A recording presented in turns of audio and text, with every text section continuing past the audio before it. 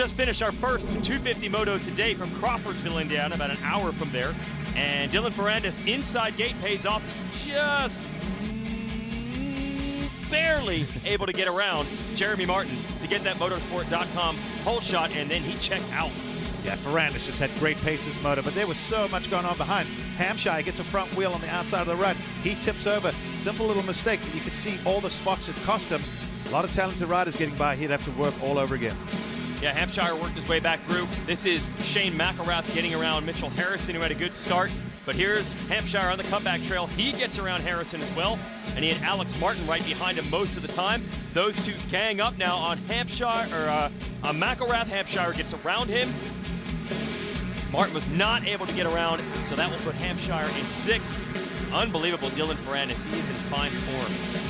He is like the tomahawk ribeye steak, like perfectly seasoned and seared, everything exactly the way you'd want it for a 250cc racer.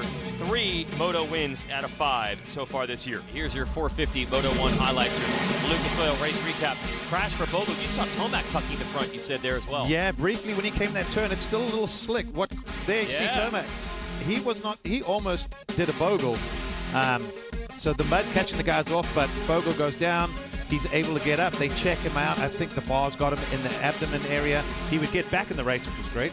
So Musquintake's in the lead. Tomac put in a couple of charges and would get him within his sights. Wasn't quite able to finish the charge. And then third place, Zach Osborne tangles with a lapper, and that allows Adam Cianciarulo and Chase Sexton to get by him. And then late he was passed also by Blake Baggett and Justin BARCIA. A couple more mistakes. Yeah, it just seemed to kind of unravel at the end there for Osborne. I'm sure he's going to be bitterly frustrated. He had the pace at one point to potentially win, but these guys put it together. Yeah, he was close to Tomac and Musquin for a while. Not at the end, though. Musquin takes the victory, 17th moto victory in the 450 class for his career.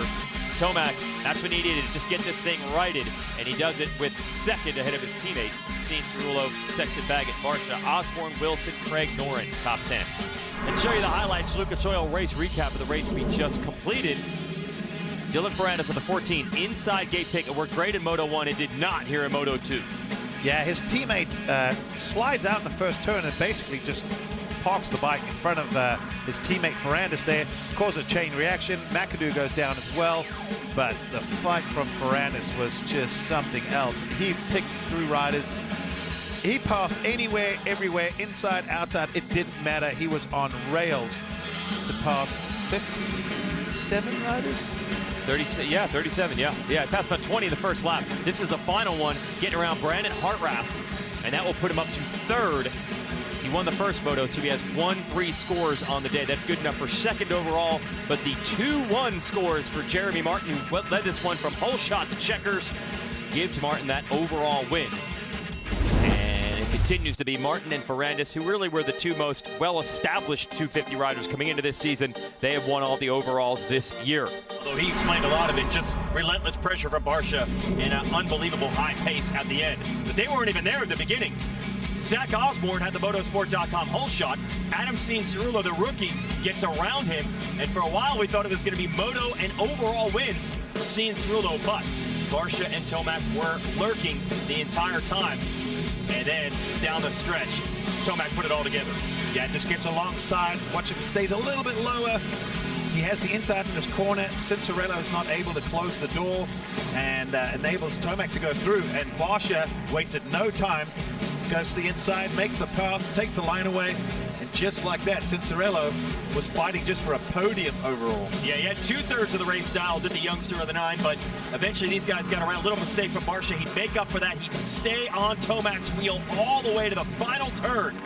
Eli Tomac able to hold him off. Get the victory. That was fun to watch. These two just pushing it to the max. We were talking about, you could hear the revs in every corner. Yeah. Keeping those things pinned, dumping the clutch, maximum power to the ground. Godzilla even might have had a smile on his face watching that one. Osborne finishes 3rd as we look at the 2nd moto results, brought to you by Guaranteed Rate. Cianciarulo back to 4th, Sexton 5th. Musquin, who won earlier today, finishes 6th. Second half of the top 20, Bloss and Privateer, good run in 11th. Same thing for Justin Rodbell of Privateer, who's been opening some eyes. He was 20th. Cody Schock, Privateer, John Short, all scoring points.